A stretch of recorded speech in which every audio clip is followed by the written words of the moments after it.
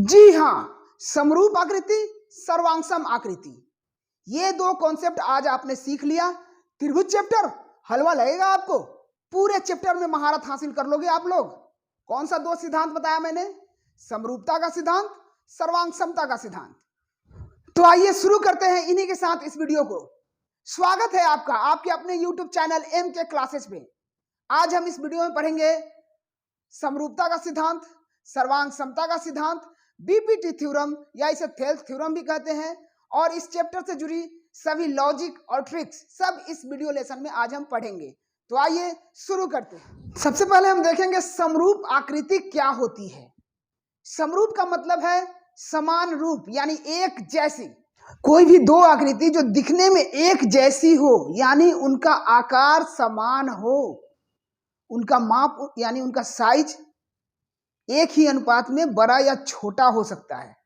आइए एक एग्जांपल से इसे समझते हैं। मैंने ये दो बोतल ले लिया, दोनों का आकार एक ही जैसा है, लेकिन साइज ये थोड़ा छोटा है और ये बड़ा है, और ये साइज छोटा या बड़ा है यह एक ही अनुपात में है। इसलिए ये दो वस्तु को हम समरूप वस्तु कह सकते हैं। आइए अब समझते हैं त्रिभुज में समरूपता। दो त्रिभुज कब समरूप होंगे, आइए देखते हैं। यहां मैंने दो त्रिभुज ले लिया, इसका नाम दे दिया ABC और इसका नाम दे दिया PQR। अब ये दो त्रिभुज की आकृति है, दो त्रिभुज समरूप कैसे होंगे ये जानते हैं। दो त्रिभुज के संगत कोण बराबर हो। जब दो त्रिभुज के संगत कोण बराबर हो, यानी अब हम देखते हैं संगत कोण यानी कॉरेस्पोंडिंग एंगल। कोण ए, त्रिभुज ABC में देखेंगे कोण ए, इसका संगत कोण है कोण P, तो ये दोनों बराबर हो, कोण A बराबर हो कोण P के। दूसरा कॉरेस्पोंडिंग एंगल कौन कौन है? संगत कोण कोण B का संगत कोण कोण Q है, यानी कोण B बराबर हो कोण Q के, और तीसरा कोण C बराबर हो कोण R के। यानी हम देखते हैं कि त्रिभुज की समरूपता के लिए दो त्रिभुजों का संगत कोण बराबर होने चाहिए। अब आते हैं उसकी संगत भुजा पे, तो दोनों त्रिभुज के संगत भुजाएं एक ही अनुपात में होना चाहिए। जैसे इसका ये एक ही रेशियो में बड़ा या छोटा होना चाहिए, ये इसके एक ही रेशियो में बड़ा या छोटा होना चाहिए, फिर ये इसके रेशियो में बड़ा या छोटा होना चाहिए। अब हम बात करेंगे हमारे दूसरे सिद्धांत, सर्वांगसम आकृति क्या होती है। वैसी दो आकृति जो एक ही आकार का हो और एक ही अमाप का हो, यानी कि जिसका साइज भी सेम हो और जिसका शेप भी सेम हो, वैसी दो आकृति को हम सर्वांगसम आकृति कहते हैं। एक उदाहरण देखिए, यहाँ पे आपके सामने दिखाई दे रहा है। ये दो आकृति जो है ये आकार में भी समान है और अमाप में भी समान है, यानी इनका साइज भी सेम है और शेप भी सेम है। तो इन दोनों आकृति को हम क्या कहेंगे? सर्वांगसम आकृति। आइए एक और उदाहरण से इसे समझते हैं। ये मेरे पास दो डायरी है और दोनों का आकार और अमाप बराबर है, यानी दोनों का साइज और शेप एकदम समान है, ठीक है। तो इन दोनों को हम सर्वांगसम कह सकते हैं। यहां देख लीजिए, दोनों ने एक दूसरे को पूरी तरह से ढक दिया है, ये दोनों सर्वांगसम हो गए। इस तरह से ऐसी आकृति जिनका आकार और अमाप यानी साइज और शेप दोनों ही सेम हो, एक ही हो, समान हो, वैसी आकृति को हम सर्वांगसम आकृति कहते हैं। आइए अब देखते हैं त्रिभुज में सर्वांगसमता, यानी दो त्रिभुज सर्वांगसम होंगे, इसे हम कैसे साबित करेंगे। तो इसके कुछ नियम बने हुए हैं, देखते हैं वो नियम। पहला नियम क्या कहता है? पहला नियम कहता है साइड साइड साइड, यानी दो त्रिभुज के कॉरेस्पोंडिंग साइड यानी संगत भुजा क्या होने चाहिए? बराबर होने चाहिए। समरूप त्रिभुज में हमने पढ़ा है कि कॉरेस्पोंडिंग साइड्स यानी संगत भुजा समानुपाती होनी चाहिए, लेकिन सर्वांगसम में संगत भुजा बराबर होने चाहिए। और दूसरा नियम कहता है एंगल साइड एंगल, यानी दो संगत कोण बराबर हो और एक संगत भुजा बराबर हो। तीसरा नियम कहता है साइड एंगल साइड, यानी दो संगत भुजा और एक संगत कोण बराबर हो।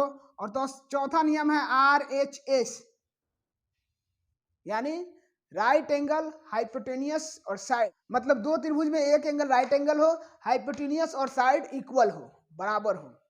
तो इन चारों फॉर्मूले से हम दो त्रिभुजों में सर्वांग समता साबित कर सकते हैं कि दो त्रिभुज सर्वांग सम है। बस अब आपका कॉन्सेप्ट क्लियर है। अब क्या, अब हमें देखना है बीपीटी थ्योरम, या उसे थेल्स थ्योरम या थेल्स प्रमेय भी कहते हैं। देखते हैं बीपीटी थ्योरम यानी थेल्स प्रमेय। थेल्स प्रमेय एग्जामिनेशन व्यू से बहुत ही इंपॉर्टेंट है, क्योंकि एग्जाम में यह 5 नंबर का क्वेश्चन है और इसको अगर सही सही साबित कर दिया जाए तो हमें 5 नंबर मिल सकते हैं। तो आइए देखते हैं थेल्स प्रमेय कह क्या रहा है। प्रमेय में कह रहा है कि यदि किसी त्रिभुज की एक भुजा के समांतर एक रेखा खींची जाए तो अन्य दो भुजाएं एक ही अनुपात में विभाजित हो जाती है, ऐसा यह प्रमेय कह रहा है। ठीक है, और इसे हमको सिद्ध करना है। इस प्रमेय को सिद्ध करने के लिए हमें त्रिभुज के कुछ सूत्र और कुछ तथ्य जानना जरूरी है। तो आइए देखते हैं। पहला हमें जानना है त्रिभुज के क्षेत्रफल के बारे में। त्रिभुज का क्षेत्रफल यह होता है 1/2 गुना आधार गुना ऊंचाई। आइए अब इसे दो अलग अलग प्रकार के त्रिभुज में देखते हैं। पहला हम इस त्रिभुज में देख लेते हैं। यह एक न्यून कोण त्रिभुज है। इसका क्षेत्रफल क्या हो जाएगा, एक त्रिभुज ABC का क्षेत्रफल बराबर लिख देंगे 1/2 गुना आधार, आधार इसका ले लेते हैं BC। अब इसका ऊंचाई क्या हुआ ये हमको देखना होगा। तो ऊंचाई किसी भी त्रिभुज के सबसे ऊंचे शीर्ष से उसके आधार पर एक लंब डालेंगे। इसका सबसे ऊंचा शीर्ष A है, A से आधार पर एक लंब दे दिए और यही इस त्रिभुज का ऊंचाई हो गया। इस लंब का नाम दे दिए AD। इसका ऊंचाई हो गया त्रिभुज का AD। यानी त्रिभुज ABC का क्षेत्रफल यदि हमको निकालना होगा तो हम लिख सकते हैं 1/2 गुने BC गुने AD। अब एक अधिक कोण त्रिभुज में देखते हैं।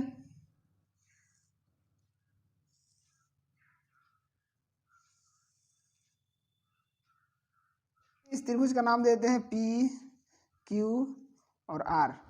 अब इस त्रिभुज का हमको क्षेत्रफल निकालना है। त्रिभुज P, Q, R का क्षेत्रफल तो लिखेंगे 1/2। इसका आधार हम लेते हैं QR और इसका ऊंचाई क्या होगा, तो इसका ऊंचाई निकालने के लिए हमें इसके सबसे ऊंचे शीर्ष P को लेंगे और इसके आधार को थोड़ा इधर बढ़ा देंगे और ऊंचे शीर्ष P से एक लंब डाल देंगे इस बढ़ाए हुए आधार पर और इसका नाम दे दिए S। तो इस त्रिभुज का ऊंचाई हो गया PS। ये फॉर्मूला है त्रिभुज का क्षेत्रफल निकालने के लिए। ठीक है, अब इसके अलावा एक और महत्वपूर्ण तथ्य है जो हमें बीपीटी थ्योरम को हल करने में काफी मददगार होगा। आइए उस तथ्य को देखते हैं। मान लें कि दो समांतर रेखा है L और M, इन दोनों के बीच एक त्रिभुज का निर्माण करते हैं।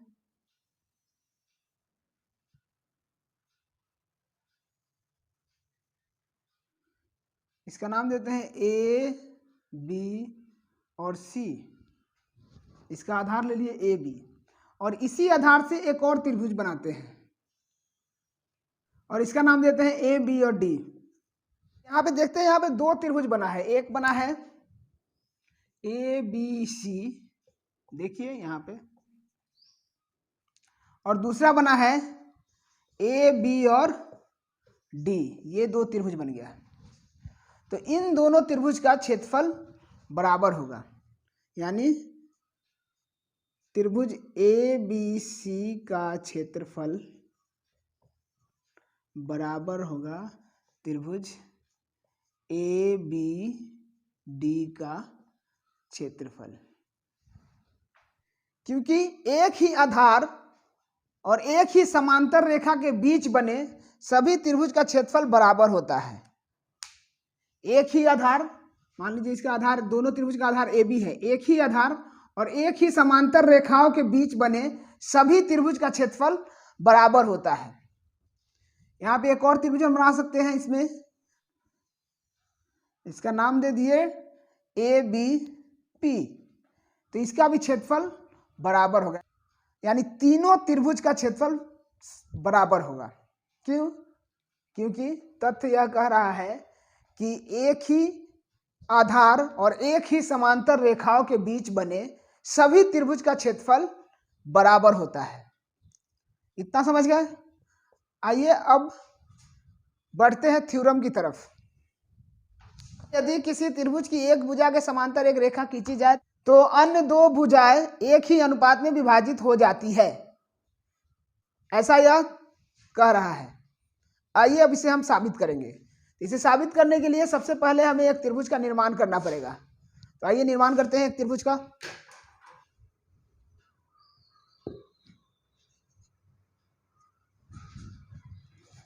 मैंने यहां एक एबीसी त्रिभुज का निर्माण किया है। अब देखेंगे क्वेश्चन में क्या दिया है। यहां लिखेंगे दिया है,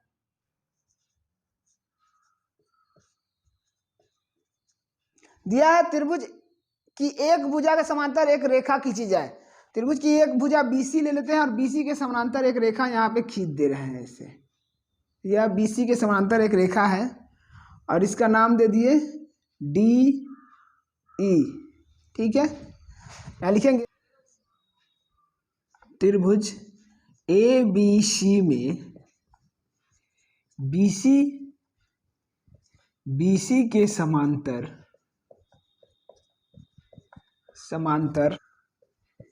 रेखा डी ई खींचा, जो ए बी को डी बिंदु पर तथा AC को E बिंदु पर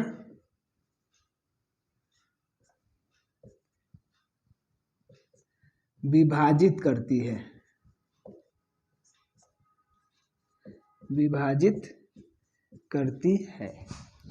इतना हम लिख लिए।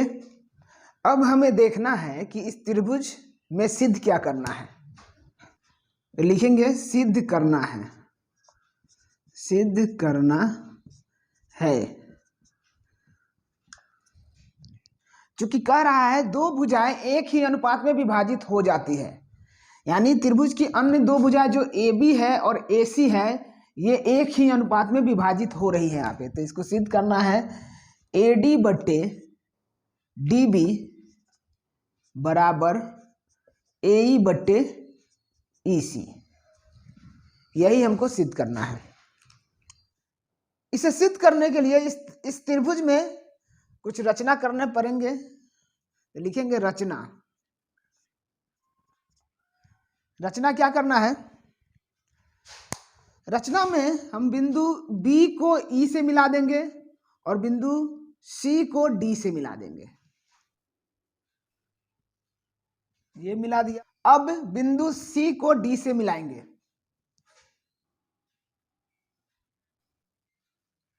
इसे मिला दिया। अब E से AB पर एक लंब EN डालते हैं।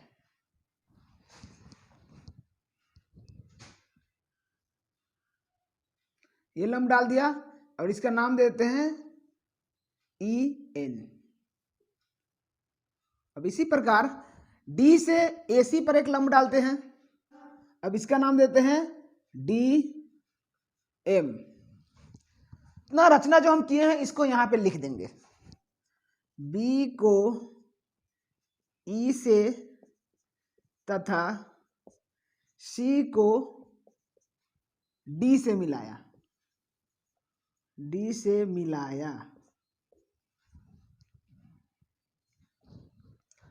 और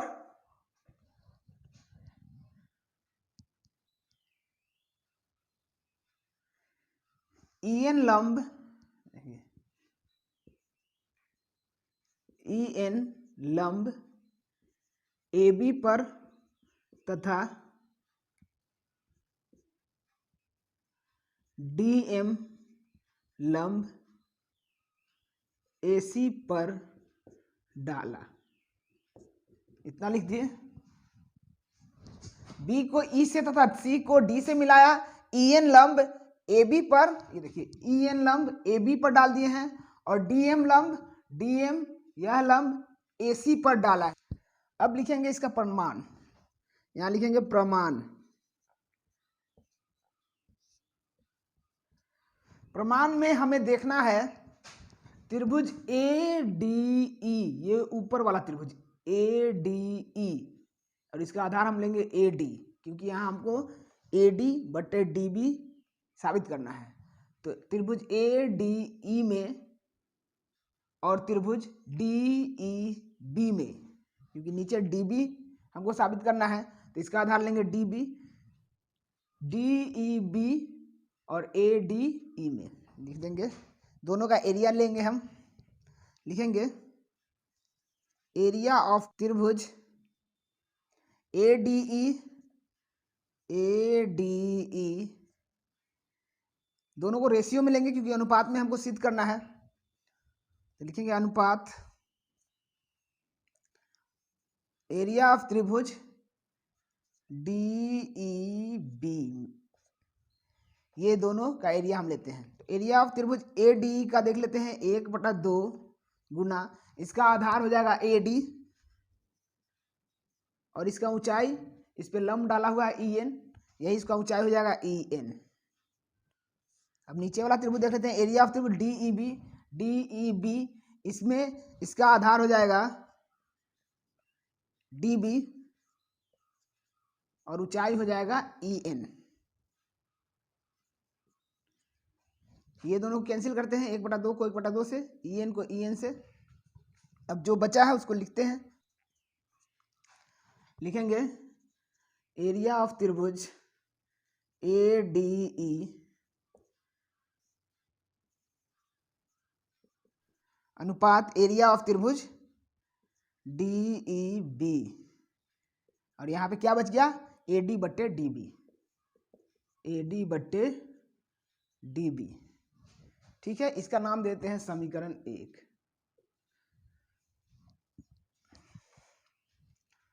अब लिखेंगे पुनः इसी प्रकार से सिद्ध करना है। इसमें दाईं तरफ क्या सिद्ध करना है, AE बट्टे EC, यानी कि AE बट्टा EC। तो हम लेंगे त्रिभुज ADE जिसमें हम इसका बेस यानी आधार लेंगे AE को। एरिया ऑफ त्रिभुज ADE, त्रिभुज वही रहेगा, बस इसका आधार चेंज हो जाएगा। एरिया ऑफ त्रिभुज EEC, इन दोनों का क्षेत्रफल हम देख लेते हैं। इसका आधार ले लेते हैं AE, तो AE गुना इसका ऊंचाई हो जाएगा, क्योंकि AE पे DM लंब डाला हुआ है तो DM इसका ऊंचाई हो जाएगा DM। अब दूसरे वाले त्रिभुज में आते हैं, DEC में इसका आधार हम ले लेते हैं EC को। तो लिखेंगे यहाँ पे 1/2 गुने EC गुना इसका ऊंचाई हो जाएगा DM। अब इसका ऊंचाई DM क्यों हुआ है, यह हम वीडियो के शुरुआत में ही आपको बता दिए थे। अब यहाँ DM से DM को कैंसिल कर देते हैं, 1/2 से 1/2 कैंसिल कर देते हैं, और यहाँ हमको आ जा रहा है एरिया ऑफ त्रिभुज ADE बट्टा एरिया ऑफ त्रिभुज DEC, और यहाँ बराबर AE बट्टे EC। इसका नाम दे दिए समीकरण 2। अब देखिए यहाँ पे समीकरण 1 में और समीकरण 2 में दोनों का अगर हम तुलना करेंगे तो देखेंगे इसका बायां पक्ष है, उसमें एरिया ऑफ त्रिभुज ADE बटा एरिया ऑफ त्रिभुज DEB है, और इसका समीकरण 2 में इसका बायां पक्ष है एरिया ऑफ त्रिभुज ADE बटे एरिया ऑफ त्रिभुज DEC, यानी ऊपर वाला त्रिभुज सेम है, नीचे वाला त्रिभुज अलग अलग है। तो ये नीचे वाला त्रिभुज हम देख लेते हैं कौन कौन त्रिभुज है। इसमें है एरिया ऑफ त्रिभुज DEB, ये देखिए DEB यह त्रिभुज है, और DEC ये वाला त्रिभुज है, यहाँ देख लीजिए, दिख रहा है, ये दो त्रिभुज है। शुरू में ही हमने BC के समांतर DE एक रेखा खींचा है, यानी कि लिखेंगे यहाँ पे, चूंकि BC समांतर है DE, ये दोनों समांतर है। तो थ्योरम के शुरू में ही मैंने बताया था कि जब एक ही समांतर के बीच एक ही आधार पर दो त्रिभुज बने तो उसका क्षेत्रफल बराबर होता है। तो यहाँ देखिए, दोनों का आधार DE है, दोनों त्रिभुज में आधार DE है, DE, और त्रिभुज बन रहा है DEB और DEC, यानी ये दोनों एक ही समांतर रेखा और एक ही आधार पर बना हुआ दो त्रिभुज है। तो एक ही समांतर और एक ही आधार पर बने दो त्रिभुज का क्षेत्रफल बराबर होते हैं। यहाँ लिखेंगे, इसलिए एरिया ऑफ त्रिभुज DEC बराबर होंगे एरिया ऑफ त्रिभुज DEB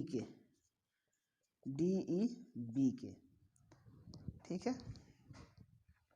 ये बराबर क्यों हुआ है, ये भी कारण हम जान गए कि एक ही समांतर रेखा और एक ही आधार पर बने सभी त्रिभुज का क्षेत्रफल बराबर होते हैं। यहाँ इसका कारण लिख सकते हैं, एक ही समांतर रेखा तथा एक ही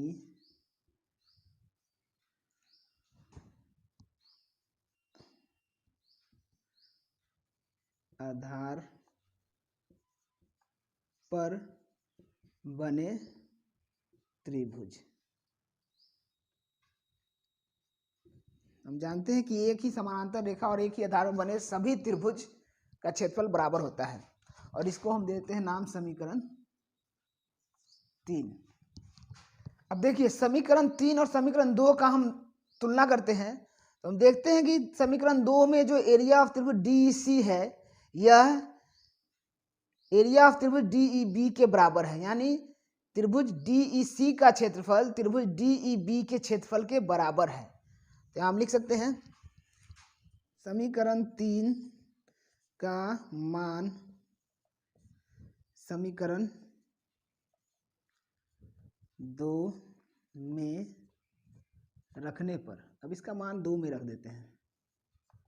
समीकरण 3 का क्या मान है, समीकरण 3 कह रहा है कि त्रिभुज DEC का क्षेत्रफल DEB के क्षेत्रफल के बराबर है, यानी समीकरण 2 में जो DEC का क्षेत्रफल है उसके जगह पे हम त्रिभुज DEB का क्षेत्रफल रख सकते हैं, क्योंकि ये दोनों क्षेत्रफल बराबर है। समीकरण 2 को यहाँ लिखेंगे, एरिया ऑफ त्रिभुज ADE बटे एरिया ऑफ त्रिभुज DEC, और DEC किसके बराबर है, DEB के। तो यहाँ पे हम DEC के जगह पे DEB लिख सकते हैं, एरिया ऑफ त्रिभुज DEB, और ये बराबर किसके है, AE बटे EC, AE बटे EC, इसका नाम दे दिए समीकरण 4।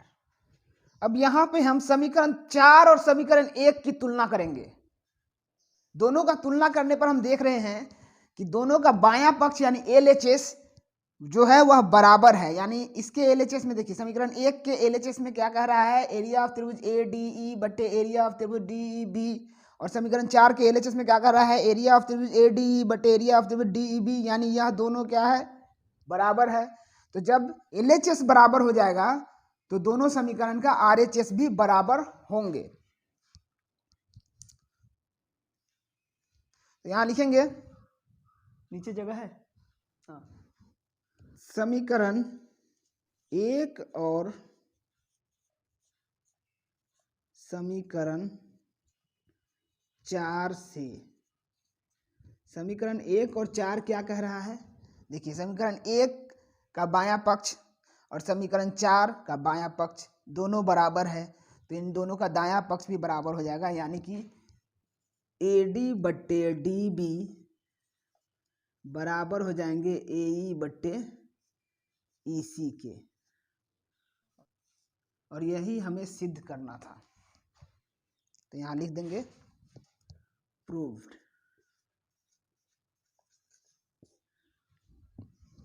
ठीक है, यह आपका बीपीटी थ्योरम यानी थेल्स थ्योरम कंप्लीट हो गया। इसे तो मैंने यहाँ करके दिखाया है, लेकिन आपने अभी इसे किया नहीं है, तो इसका स्क्रीनशॉट ले ले और खुद से इस थ्योरम को एक बार साबित करके उसका फोटो कमेंट बॉक्स में अपलोड करें।